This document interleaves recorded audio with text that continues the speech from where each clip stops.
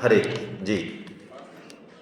एक होता है कर्मों का फल, हम लोग कहते हैं कर्मों का हम लोग शुरू से यही पढ़ते आए हैं, लेकिन ये होता है विधि का विधान, और जो लिखा है वही होगा। तो उसको कब वो फॉलो कब करते हैं, या कर्मों के हिसाब से तो हम लोग का सब बना हुआ है। ठीक, तो विधि का विधान और जो लिखा है वही। बहुत ही बढ़िया प्रश्न है। आप क्या नाम है आपका? मेरा बबीता घोषाल। कहाँ से आई हैं आप? लखनऊ। क्या बात है, भाई ताली बजाओ उनके लिए। ये बहुत ही सिंसियर हैं, और ये प्रश्न बता रहा है कि ये चीज़ों को सुन भी रही हैं और सुन ही नहीं रही हैं, उसको कुछ आगे समझना और बढ़ना भी चाह रही हैं, है ना। विधि का विधान और कर्मों का फल एक ही बात है, ठीक है। हमारे जीवन में सब कुछ निश्चित नहीं है, बहुत कुछ निश्चित है। कुछ चीज़ें ऐसी हैं जिनको हम नहीं बदल सकते, उसमें हमको चिंता नहीं करनी चाहिए। कुछ चीज़ें हैं जिनमें हम बहुत कुछ बदल सकते हैं। यदि शास्त्र की भाषा में इसी बात को मैं कहूँ तो हमारे जीवन में 4 पुरुषार्थ होते हैं: धर्म, अर्थ, काम और मोक्ष, ठीक है। मनुष्य जीवन में अर्थ और काम में प्रारब्ध की बलवत्ता है, यानी अर्थ और काम में हमको जो कुछ मिलने वाला है, जो कुछ हमारे साथ होने वाला है, उसमें विधि का विधान ही ज़्यादा काम करेगा, हमारी मेहनत बहुत ज़्यादा काम। यानी हमारा धन संपत्ति, हमारा मान सम्मान, हमारी पत्नी पति, हमारी एजुकेशन, हमारा स्टेटस, 50 चीज़ें जिनके लिए हम मरे रहते हैं पूरी ज़िंदगी, ये पहले से डिसाइडेड हैं। इसमें बहुत ज़्यादा समय और सामर्थ्य खर्च करने की ज़रूरत नहीं है। हाँ, डिसाइडेड है। डॉक्टर बनना भी डिसाइडेड है, ऐसा मान ले। हमारी बिटिया को ये लग रहा है कि फिर मैंने क्यों पढ़ाई करी, मैं तो वैसी बन जाती। हाँ, धर्म और मोक्ष, ये जो 2 फील्ड हैं, इसमें प्रारब्ध का रोल है लेकिन बहुत कम है। जैसे कि हमको सत्संग मिलता है, वो हमारी चाहना से कम मिलता है, धक्का देके ज़्यादा मिलता है। ये धक्का आता है प्रारब्ध से। लेकिन अब उस सत्संग को कितना आगे लेके जाएंगे हम धर्म और मोक्ष के क्षेत्र में, ये पूरी तरह से हमारे ऊपर है। तो यानी हमको अपना समय, सामर्थ्य और कर्म किस क्षेत्र में ज़्यादा लगाना चाहिए? धर्म में, और यही गुंजाइश है। मनुष्य जीवन में इन्हीं में गुंजाइश है। अर्थ और काम में गुंजाइश नहीं है। बहुत ज़्यादा ऊपर नीचे करेंगे, नया प्रारब्ध बनेगा, थोड़ा बहुत मिलेगा। मैं ये नहीं कह रहा हूँ नया भी प्रारब्ध बन जाता है, लेकिन बहुत गुंजाइश नहीं है। मेरा निवेदन यही है कहने का और शब्दों में कि हम मेहनत करके टाटा, बिरला और अंबानी नहीं बन सकते। आप देखते भी होंगे कई लोगों में कोई बुद्धि नहीं होती है, लेकिन पैसा उनके पास अपार होता है। डिसीजन वो ऐसी ले लेते हैं, है ना, तो चमकती है किस्मत, वो मानता है कि मेरी बुद्धि का कमाल है। कुछ नहीं है भाई। कई ऐसे बड़े बड़े अर्थशास्त्री होते हैं जिनको पूरा नॉलेज है और वो बहुत ही कैलकुलेशन करके इन्वेस्ट करते हैं और पट्टा ढार हो जाता है। क्यों? क्योंकि अर्थ में और काम में किससे हमको, किस रिश्ते से कितना सुख मिलेगा, क्या मिलेगा, ये सब कर्मों के अनुसार डिसाइडेड है, ठीक है ना। इसमें हम बहुत कुछ चेंज नहीं कर सकते। इसमें होनी बलवान है, उसमें होनी उतनी बलवान नहीं है। वहाँ पे स्वतंत्रता मिली हुई है। मेरे ख्याल से क्लियर है, या आपके दिमाग में कोई कंफ्यूजन है तो और क्लियर करूँ मैं? बताएं तो बताएं, कंफ्यूजन है तो हाँ तो बताएं। मैं ये कह रहा हूँ हाँ नहीं। मैंने आपसे कह दिया ना, अर्थ और काम के क्षेत्र में जो लिखा है वही होगा। बता दिया ना मैंने आपको। या आपको और दूसरे शब्दों में कहूं तो आप अपने पति को चेंज नहीं कर सकते।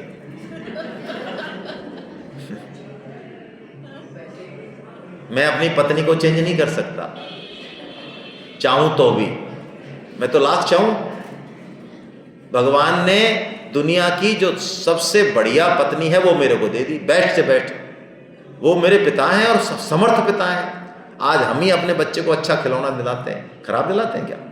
तो उन्होंने जो बेस्ट से बेस्ट ऑप्शन था वो मुझे दे दिया। ये तो मेरी बुद्धि है, मेरी मूर्खता है कि मैं चाह रहा हूं कि और अच्छी होती, हो ही नहीं सकती। होती तो दे नहीं देते क्या? क्या कमी है उनके पास? जो बेस्ट से बेस्ट हो सकता था वही दिया है मुझे। तो मैं ये कह रहा हूं कि इसमें होनहार बलवान है, ठीक है। अब गीता आपने सुनी और आगे जाके आप इस किताब को घर पे जाके और पढ़ें, गहरे में उतरें और अपने जीवन को संयमित बनाए, या इसको लाल कपड़े में बांध के और भगवान की अलमारी में रख के और कुलामंडी खा जाए रोजाना सामने, ये आपके हाथ में है ना। कई लोग कहते हैं हम गीता की बहुत इज्जत करते हैं, लाल कपड़े में बांध के अगरबत्ती जलाते हैं और साष्टांग दंडवत देते हैं, ये भी आप कर सकते हैं, इसमें भगवान रोकने नहीं आ रहे आपको, ठीक है। चलिए, हाँ डॉक्टर साहब बताएं। सारे जन्मों के प्रारब्ध दोष कर्मों का, सारे जन्मों के प्रारब्ध दोष कर्मों का क्या इस जन्म में नाश हो सकता है? हाँ बहुत बढ़िया, बिल्कुल हो सकता है। बहुत ही अच्छा प्रश्न है ये भी डॉक्टर साहब का। डॉक्टर साहब बहुत गहरा जा रहे हैं इसका मतलब। देखिए, मैं आपको एक बड़ी रहस्य की बात बताता हूँ। ये प्रारब्ध भगवान की प्राप्ति में कुछ नहीं करता। क्यों नहीं करता? ये है ही फर्जीवाड़ा टोटल। प्रारब्ध किसका है? प्रारब्ध जीव का है। आज मैं कहूँ, मेरे पास मैसेज आता है एसबीआई से, एसबीआई के कुछ ऑफिसर बैठे हुए हैं, मैं उसको अपना अकाउंट समझता आ रहा हूँ, उसमें आज 5 करोड़ रुपए जमा हो गए, तो मेरे को कितनी प्रसन्नता हो रही है। और मेरे को पता चल जाए शाम को कि ये अकाउंट नंबर तो मेरा है ही नहीं, ये तो फालतू के मैसेज आ रहे हैं। तो अब बताओ, उस 5 करोड़ से मेरा कोई लेना देना है? हेलो, आत्मा करता है ही नहीं, हमने कुछ किया ही नहीं है। कितना ही बड़ा लंबा प्रारब्ध हो, हमारा क्या लेना देना है? तो जिस दिन ये ज्ञान होगा, प्रारब्ध कितना ही हो, करोड़ों जन्मों का हो, साफ पाटिया। पहली चीज। दूसरी चीज, भगवान की भक्ति में प्रारब्ध बाधक हो ही नहीं सकता। अपि चेष्टो दुराचारो भजते ही माम अनन्य भाव साधुरे विषय मंतव्य सम्यक व्यवसितो ही से। भगवान ने कहा, पापी से पापी, दुरात्मा से दुरात्मा, मैं कह रहा हूं प्रारब्ध का, पापों का पहाड़ होना उसके सिर पे, भगवान कहते हैं यदि मेरी तरफ चलने का निश्चय कर ले, खत्म कहानी, एक झटके में, कोई दिक्कत नहीं है। तीसरी बात, अब भक्त की बात, वैष्णव की बात। मैं कहूं, हम प्रारब्ध से डरें क्यों? भक्त तो नहीं डरता। आज यदि गिलास मैंने तोड़ा तो मैं पेमेंट कर दूं, क्या दिक्कत आ रही है? कोई दिक्कत है? या मैं कहूं कि यार तोड़ा तो मैंने, पांडे जी आप पेमेंट कर देना, ये क्या बात हुई यार? आपने तोड़ा है तो आप पेमेंट कर दो भाई। तो प्रारब्ध क्या है? प्रारब्ध मेरे ही कर्मों का, जो मैंने पूर्व में, वही तो प्रारब्ध है, किसी दूसरे का तो नहीं है ना। तो भैया मेरे प्रारब्ध को मैं क्यों नहीं भोगूं? क्या दिक्कत है? भगवान से कह दो, प्रभु आप भुगताओ, और ऐसा करो, जरा इसको स्प्लिट मत करो आप, है ना, आगे मत ले जाओ। आप तो ऐसा करो, हाँ अभी कल्याण कर दो। यार तू झेल जाएगा क्या? फिर मैं एक साथ बारिश करूंगा दुखों की, कि प्रभु अब आप ही ताकत देना, लेकिन हमको हमारी फाइल क्लियर कर दो आप, बस। तो भगवान चाहे कर्तुम अकर्तुम अन्यथा कर्तुम सर्वसमर्था। वो चाहे प्रारब्ध भुगता है नहीं भुगता है, क्या करें वो जाने, वो उनका डिपार्टमेंट है, हमारा कोई डिपार्टमेंट, हमारा क्या लेना देना। चलिए, गुड, अच्छा प्रश्न भाई, बहुत ही बढ़िया, बड़ी अच्छा लगा मुझे। ऐसे गहरे प्रश्न आते हैं तो थोड़ी प्रसन्नता होती है कि ठीक से सुना जा रहा है, और नहीं तो ठीक है, रोटी हम भी खा लेंगे लंच में और शाम को सो जाएंगे, हमारा भी काम हो गया, तनख्वाह पक रही है हमारी भी। हाँ बताइए, उत्तराखंड से देवभूमि से दीपा जी, प्रणाम आपको। हरे कृष्णा। हम जानते हैं उसको जो होता है, हाँ तो हम जानते हैं उसको जो दूसरा है, हाँ हम चश्मा लेंगे, हम जानते हैं। तो जैसे कहा जाता है खुद को जानने की बात, आत्मतत्व को जानने की, तो वो तो हम स्वयं लिए उसको कैसे जानते हैं? हाँ बहुत अच्छा, बहुत ही बढ़िया प्रश्न, बहुत ही मुझे लग रहा था, क्योंकि आप उच्च कोटि की साधिका हैं। देखिए, स्वयं को स्वयं से ही जाना जा सकता है, यही तो मजा है। आज हमारे यहाँ इतने भक्त हुए, इतने बड़े बड़े ज्ञानी हुए, महापुरुष हुए, भगवान ही हुए, अवतार हुए, लेकिन क्या उन्होंने इस ब्रह्म ज्ञान को ऐसे किसी को दे दिया कि ले ये ब्रह्म ज्ञान ले? क्यों? कृपालु नहीं है वो, समर्थ नहीं है वो।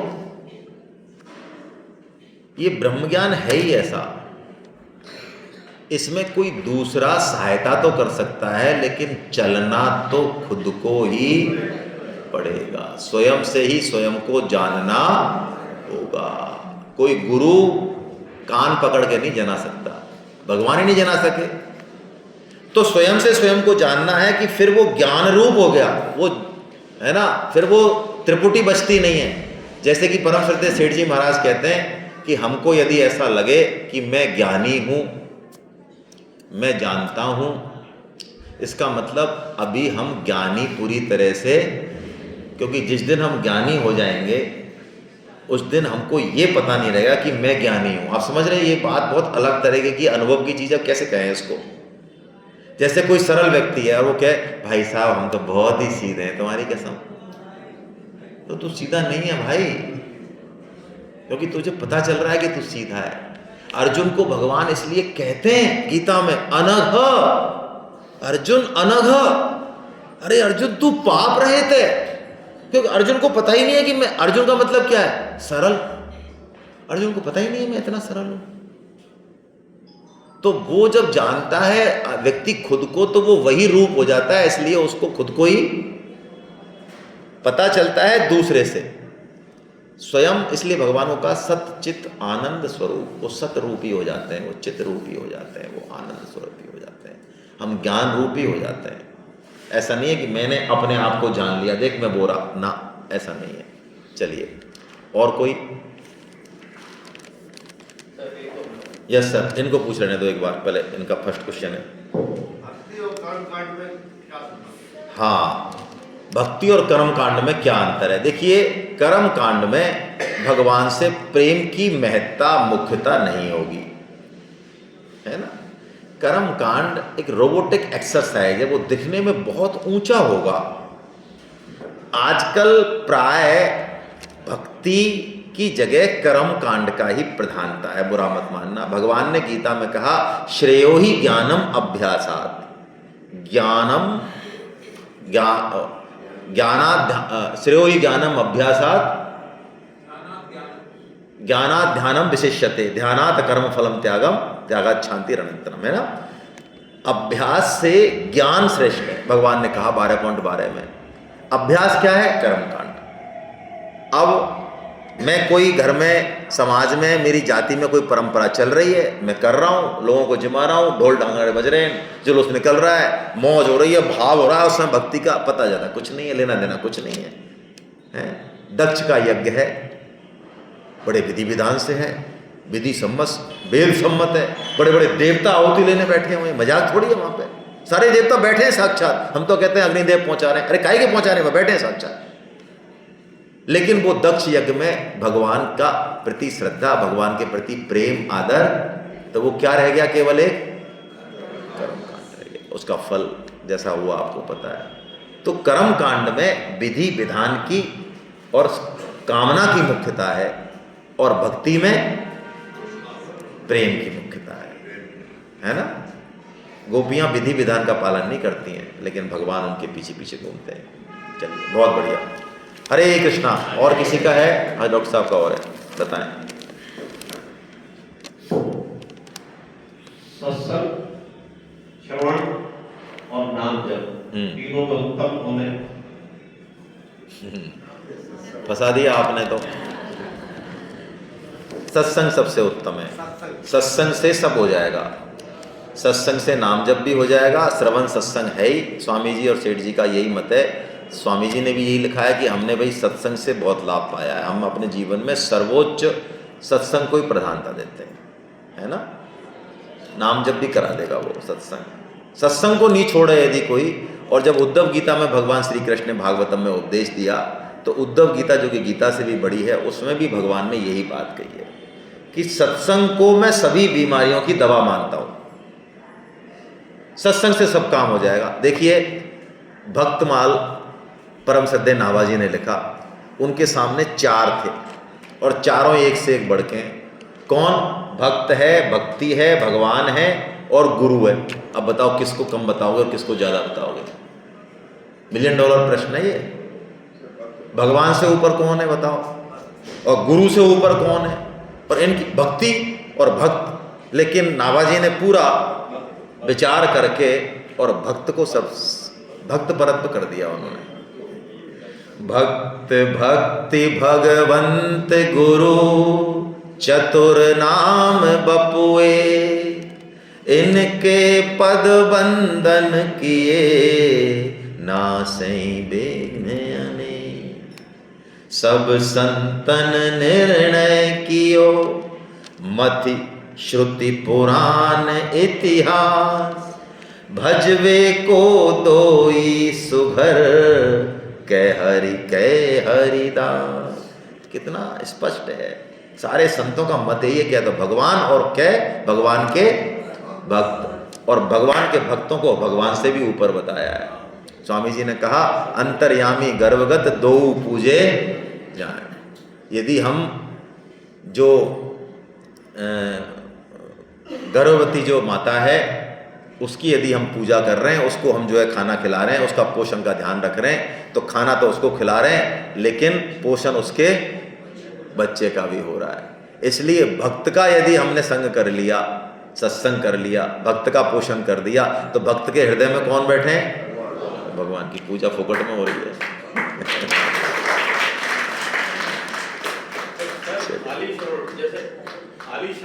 जैसे आजकल ऑडियो से वीडियो से सुना जाए तो क्या सत्संग की जड़ी को माना? श्रवण का उद्देश्य क्या है उस पर डिपेंड करेगा।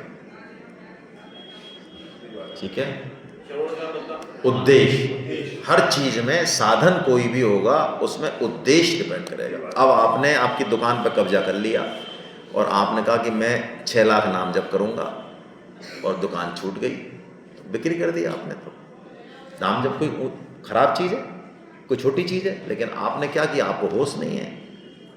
पारसमणि का पत्थर है, उसे चटनी पीस रहे हैं और खा रहे हैं और कह रहे हैं भाई साहब गरीब हैं हम तो। अरे तो मरो, कुआं में जाओ कहीं। ये पारसमणि से चटनी पीस रहे हो, भगवान क्या करें? और तुम्हारी खोपड़ी बैठे क्या करें? पारसमणि दे दी हमको भगवान ने, नाम जप दे दिया, भक्त दे दिए, भक्तों की कथाएं दे दी, और हम इनसे जो है बिक्री कर रहे हैं, दुकान संभाल रहे हैं, संसार को ठीक कर रहे हैं, शरीर को सही। कई लोग कहते हैं भाई साहब गीता में आए ना, जब से हम नाम जप कर रहे हैं हमारा तो स्वास्थ्य बहुत सही रहने लग गया। हमें चल बहुत अच्छा है, प्रसन्नता की बात है, लेकिन ये इसकी असली वैल्यू नहीं है भाई। इस शरीर को कब तक स्वस्थ रखोगे? कब तक? अंत पंत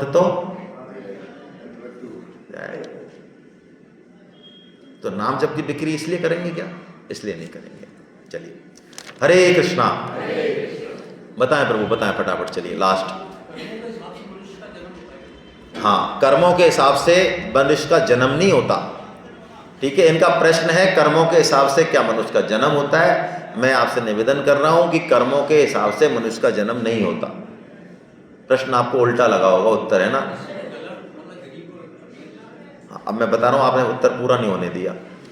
मनुष्य का जो जन्म होता है, जो उसको योनि मिलती है, वो मिलती है अंतिम चिंतन के अनुसार। यम यम वापी स्मरण भावम त्यजन्ते कलेवरम तम तम अवेति कौन्ते सदा तद भाव भावता। भगवान ने बता दिया गीता में 8.5 और 6 में। तो फिर कर्म का क्या लेना देना है? उस योनि में जो सुख दुख मिलेंगे, जो अनुकूल प्रतिकूल परिस्थिति मिलेंगी, वो कर्म के अनुसार मिलेंगे। ठीक है, एक तो कुत्ता मर्सिडीज में घूम रहा है और हमको मारुति 800 ही नहीं मिली पूरी लाइफ यार। बोलो, वो कुत्ता और हम कौन है? कौन बढ़िया?